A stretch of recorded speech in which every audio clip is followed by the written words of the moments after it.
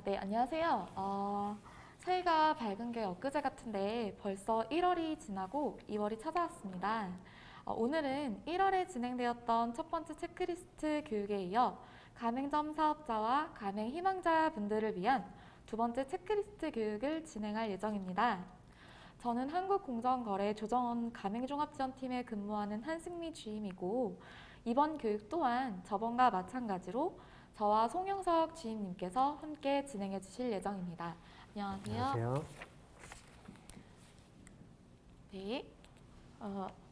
네, 오늘도 알찬 교육을 부탁드립니다.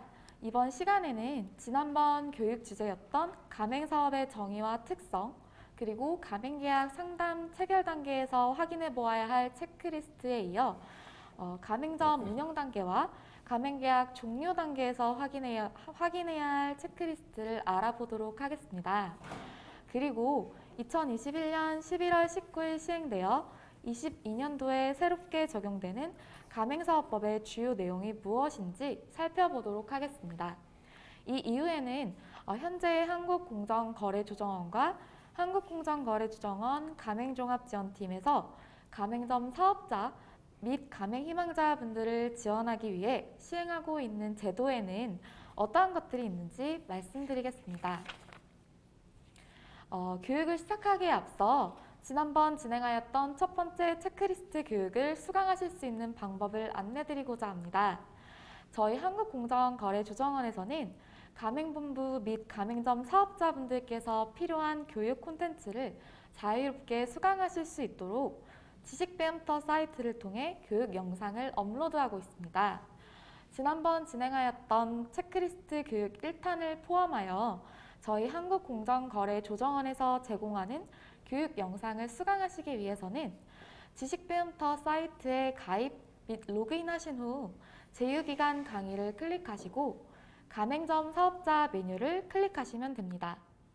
이후 가맹점 사업자를 위한 신 체크리스트 교육 1탄 제목의 콘텐츠를 클릭하시면 오늘 진행하는 교육의 1탄 교육을 수강하실 수 있으니 혹 이전 교육을 듣지 못하신 분들이 계시다면 함께 들어보시기를 권장드립니다.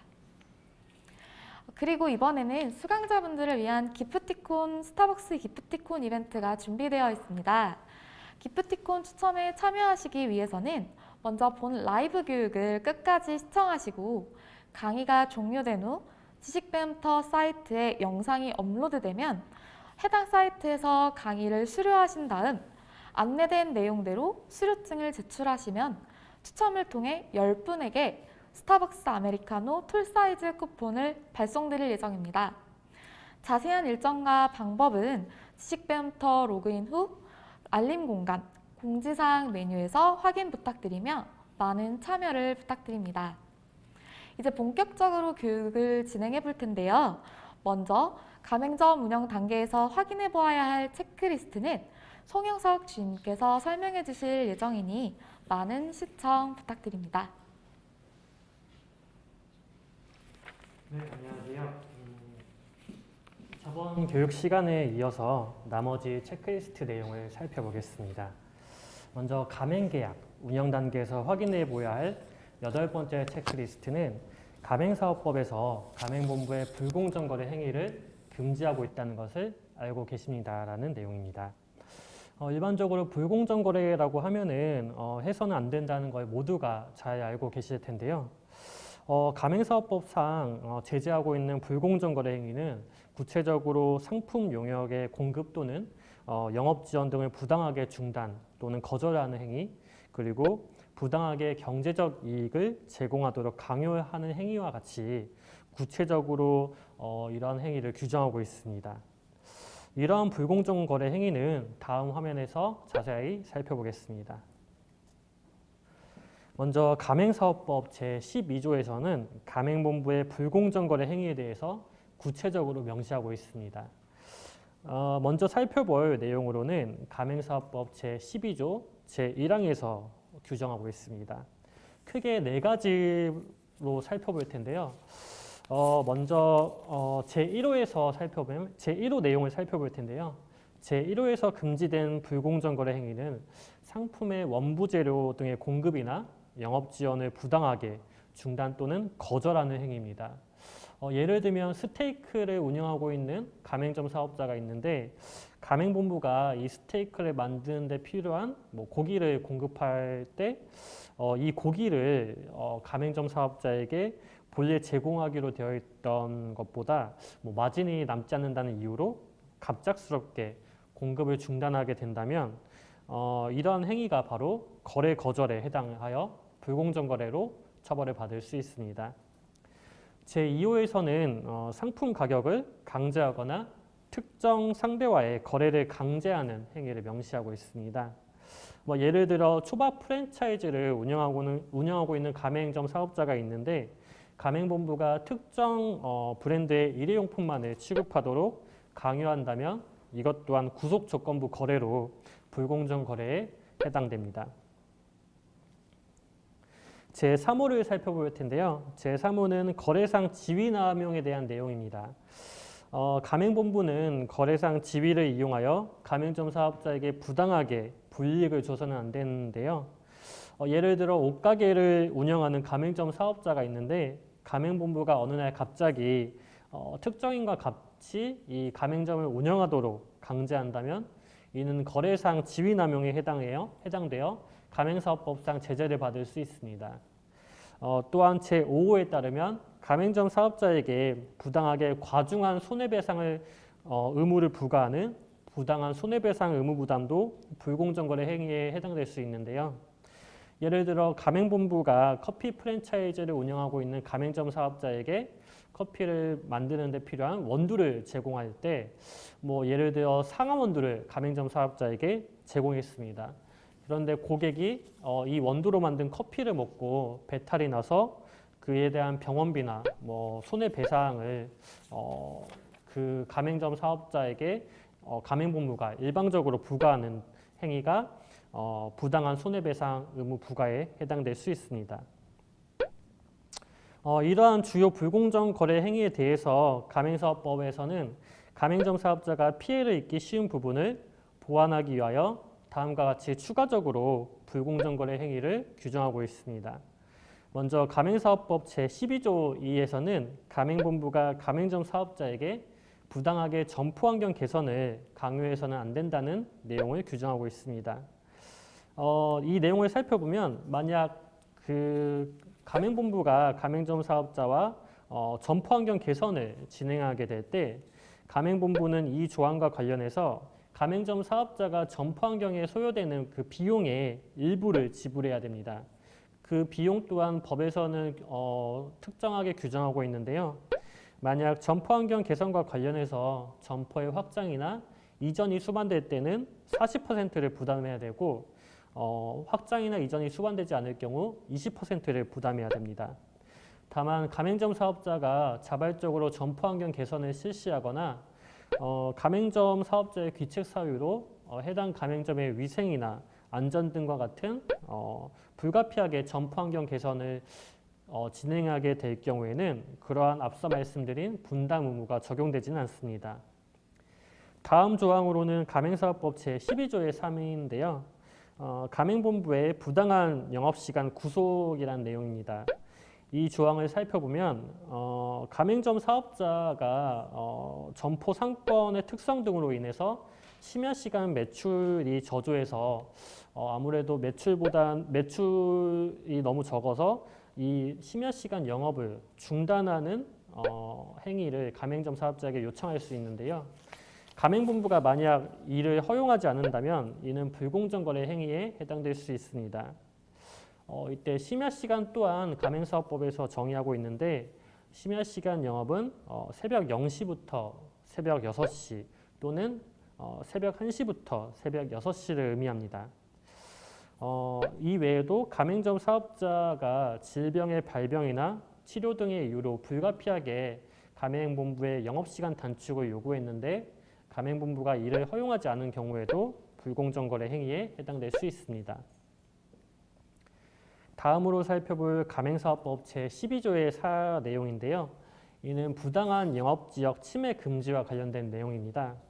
먼저 가맹본부는 가맹사업 법상 가맹점 사업자와 체결하는 가맹계약서에 반드시 영업지역을 설정해야 되는데요. 또한 유동인구 변동과 같이 상권의 급격한 변화 등으로 인해서 아까 말씀드린 영업지역을 변경하기 위해서는 우선적으로 가맹점 사업자와 협의를 해야 됩니다. 그리고 가맹계약 도중에 정당한 사유 없이는 가맹계약서에서 정한 가맹점 사업자의 영업지역 안에서 동일한 업종의 가맹본부의 직영점이나 가맹점을 설치해서는 안 됩니다. 다음으로 가맹사업법 제12조의 5호의 내용인데요. 만약 가맹점 사업자와 가맹본부가 좀 분쟁이 발생해서 가맹점 사업자가 이런 분쟁 조정을 신청할 수 있는 경우가 있는데 이런 사유로 가맹점 사업자에게 가맹본부가 불이익을 제공해서는 안 된다는 내용입니다. 다음으로는 제12조의 6입니다. 이 조항에 따르면 가맹본부가 가맹점 사업자의 비용의 전부 또는 일부를 부담하는 광고 판촉 행사를 실시하는 경우가 있는데 그 집행 내역을 가맹본부가 가맹점 사업자에게 통보해야 되고 가맹점 사업자의 요구가 있을 경우 이 일을 언제든지 열람할 수 있도록 조치를 취해야 되는 내용입니다. 2022년 7월 5일부터 가맹사업법이 개정이 되는데요. 만약 아까와 같이 판촉 행사를 가맹본부가 실시하기 위해서는 반드시 가맹점 사업자의 동의를 받아야 되고 그런 경우에만 판촉 행사가 진행될 수 있으니 이 점을 참고해 주시면 좋을 것 같습니다. 이제 9번째 체크리스트입니다. 9번째 체크리스트는 가맹점 사업자가 가맹점 사업자 단체를 구성해서 가맹본부에게 가맹계약의 변경 등 거래 조건에 대한 협의를 요청할 수 있다는 내용입니다. 먼저 이 체크리스트와 관련해서 가맹점 사업자 단체라는 것이 어떤 건지 알아봐야 알겠죠. 가맹점 사업자 단체란 특정 가맹본부와 가맹계약을 체결, 유지하고 있는 가맹점 사업자로만 구성된 단체를 의미합니다.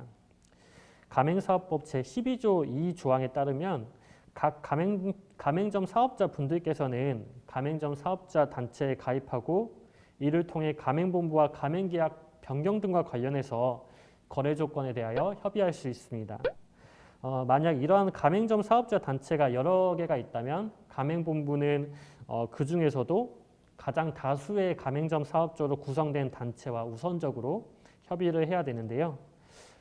다만 예외적으로 가맹점 사업자 단체를 구성하였다 하더라도 가맹사업법 제12조의 2 제4항에 따르면 가맹사업의 통일성에 반하는 그러한 행위나 가맹본부의 경영에 부당하게 간섭하는 행위 이런 행위 등에 대해서는 조금 안 된다는 그런 점을 유의하시면 좋을 것 같습니다. 아울러 가맹점 사업자 단체와 관련해서 한 가지 알아두셔야 될 게 가맹사업법 제12조의 5항에 따르면 가맹본부는 가맹점 사업자가 가맹점 사업단체를 구성하고 가입을 활동하였다는 이유로 가맹점 사업자에게 불이익을 줘서는 안 되는 내용입니다. 저희가 조금 전 살펴봤던 분쟁 조정 신청의 이유로 불이익을 제공하면 안 된다는 내용과 좀 유사한 건데요. 뿐만 아니라 가맹 희망자가 가맹점 사업자 단체에 가입 또는 가입하지 않을 조건으로 가맹계약을 체결한다면 이 또한 가맹사업법을 위반하는 행위이므로 가맹계약을 체결하시기 전에 알아두시기 바랍니다. 이제 가맹계약 운영 단계에서 마지막 체크리스트이자 10번째 체크리스트는 가맹점 사업자가 가맹본부에게 계약기간 연장을 요구했을 때 가맹본부가 정당한 사유 없이는 그 요구를 거절할 수 없다는 걸 알고 계십니까? 라는 내용입니다.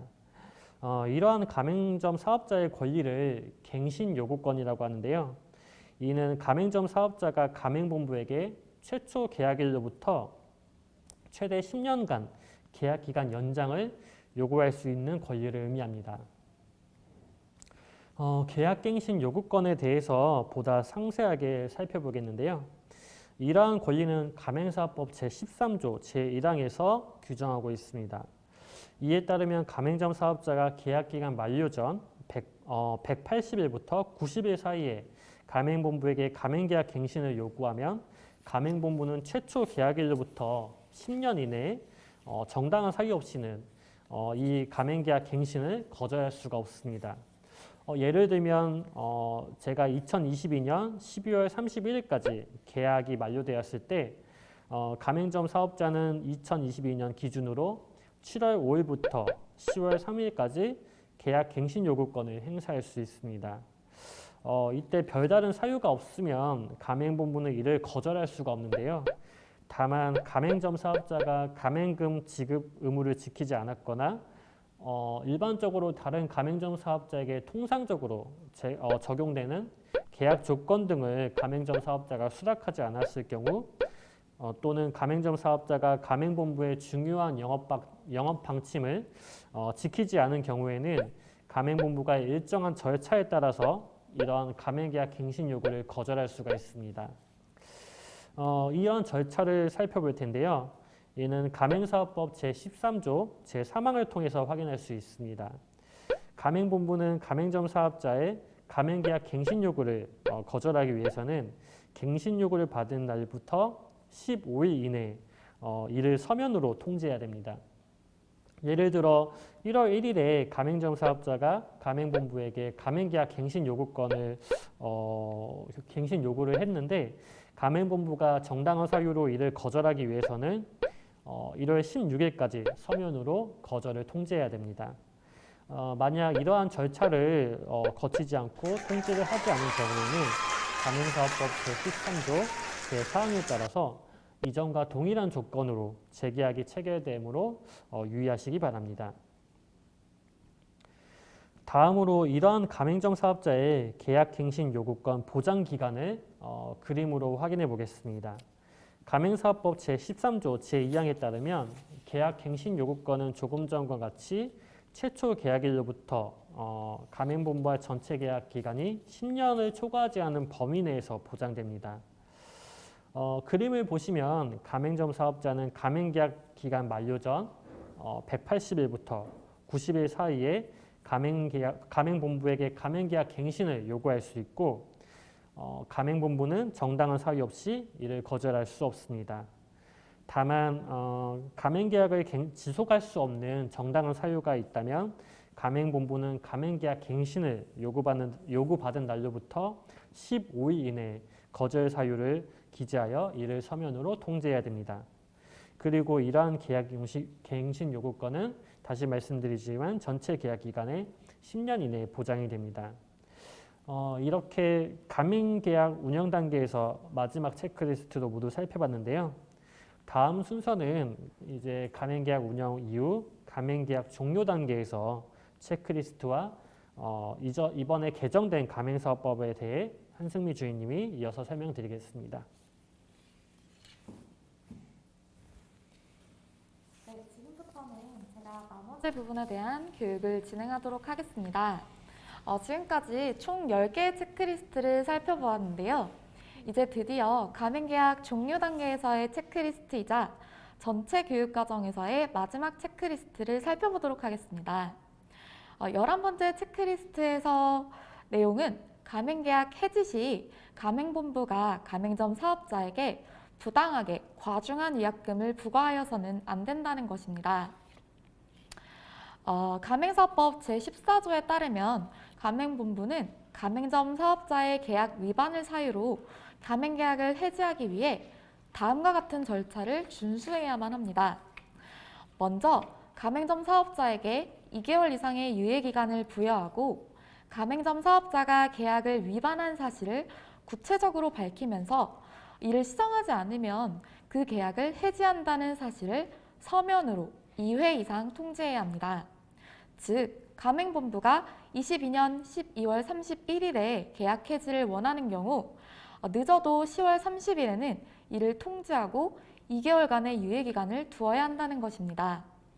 다만 가맹사업법 시행령 제15조에 따라 가맹점 사업자가 파산 신청이 있거나 강제 집행 절차 또는 회생 절차가 개시된 경우 가맹점 사업자가 가맹점 운영과 관련된 행위로 형사 처벌을 받은 경우 가맹점 사업자가 정당한 사유 없이 연속하여 7일 이상 영업을 중단한 경우 등에는 이러한 절차를 거치지 않고도 가맹본부가 가맹점 사업자와의 가맹계약을 해지할 수 있습니다. 다만 이러한 이유 등으로 가맹계약이 해지되었다 하더라도 가맹본부는 가맹점 사업자에게 과중한 위약금을 부과하여서는 안 됩니다. 가맹사업법 제12조 제1항 제5호에 따라 가맹본부는 위약금 부과 시 계약 해지 경위, 당사자의 기책사유 정도, 잔여 계약기간, 해당 업종의 정상적인 거래 관행 등을 고려하여 위약금을 산정하여야 합니다. 각각의 기준이 어떠한 의미인지는 주황색 글씨를 참고해 보시면 보다 쉽게 이해하실 수 있으실 것 같습니다. 또한 혹 가맹점을 운영하시던 도중 가맹점 운영권을 타인에게 양도하려고 하시는 경우 통상적으로 가맹본부의 동의가 필요하기 때문에 임의로 가맹점 운영권을 양도하시지 말고 그 전에 반드시 가맹본부와 협의해 보셔야 하는 점도 잊지 말고 기억해 두셔야 하겠습니다.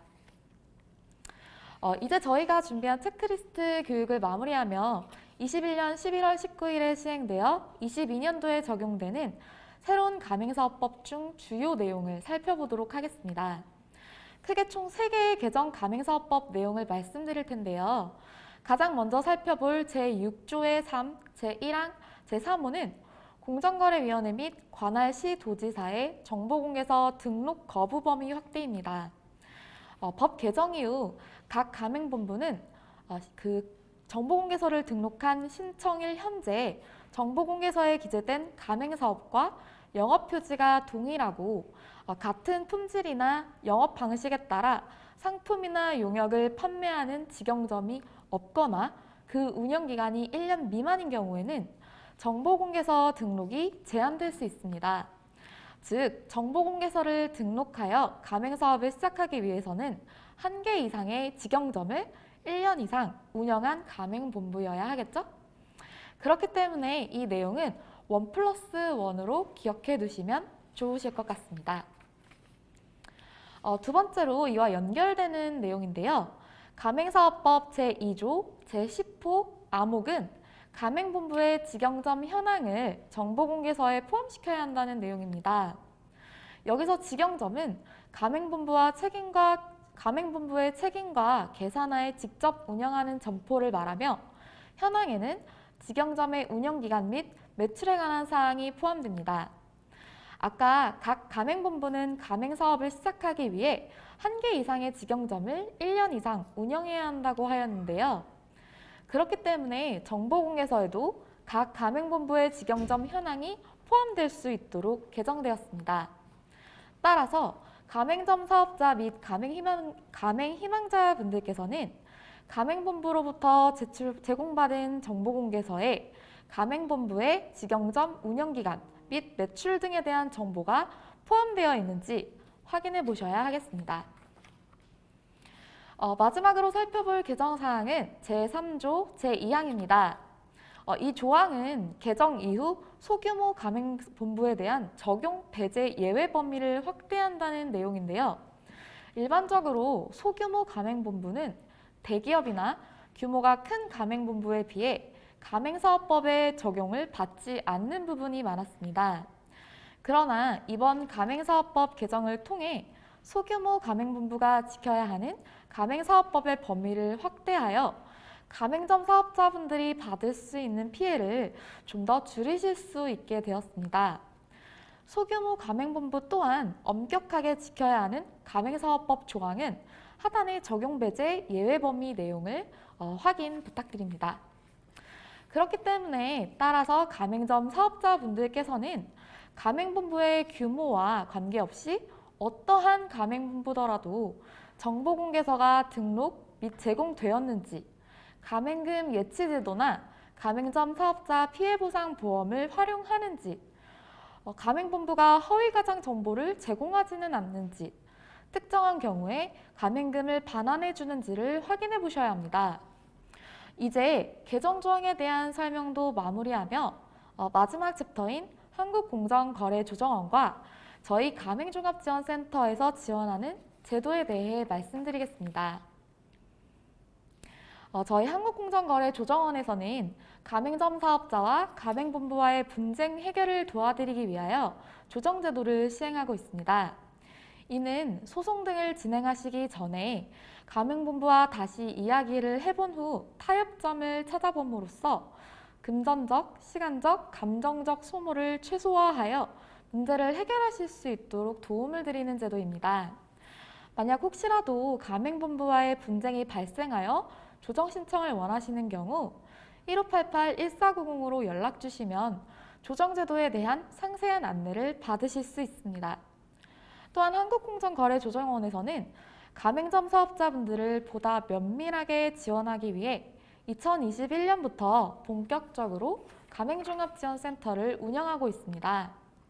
가맹종합지원센터에서는 가맹 분야의 분쟁 해결은 물론 예방과 재발 방지를 위하여 가맹본부와 가맹점 사업자에 대한 교육을 실시하고 분쟁 발생 시 영세 가맹점 사업자를 위한 소송 대리를 지원하거나 애로, 고충 상담 등 법률 문서 작성 및 검토를 도와드리고 있습니다. 이를 보다 좀 자세하게 설명을 드리자면 영세 가맹점 사업자를 대상으로 진행하는 소송 대리 지원은 한국공정거래조정원에 조정제도를 신청하셨으나 조정이 되지 않으신 분들 중 연 매출 2억 원을 넘지 않으시는 영세 가맹점 사업자분들을 대상으로 심의회를 개최하여 소송 지원 타당성과 승소 가능성 등을 논의한 후에 선정이 되시면 저희 가맹종합지원센터에서 선정한 외부 변호사와 연결하여 소송 착수금으로 최대 300만 원을 지원해드리는 제도입니다. 또한 법률 지원 제도란 영세 가맹점 사업자에 해당하지 않으시는 분들이나 소송이 부담스러우신 가맹점 사업자분들을 대상으로 조정 신청서 작성은 물론 지급 명령서 등 법원 신청 서류 초안과 공정거래위원회 신고서 작성을 도와드리는 제도입니다. 혹 저희 가맹종합지원센터에서 지원하고 있는 제도가 궁금하시거나 도움이 필요하시다면 언제든 1855-1490으로 연락 부탁드립니다. 긴 시간 동안 교육에 참석해 주셔서 감사합니다. 오늘 하루도 행복한 시간 보내시길 바라며 저희 한국공정거래조정원에서는 앞으로도 가맹점 사업자분들을 위해 필요한 다양한 교육을 진행할 예정이니 앞으로도 계속해서 많은 관심과 참여를 부탁드립니다. 감사합니다.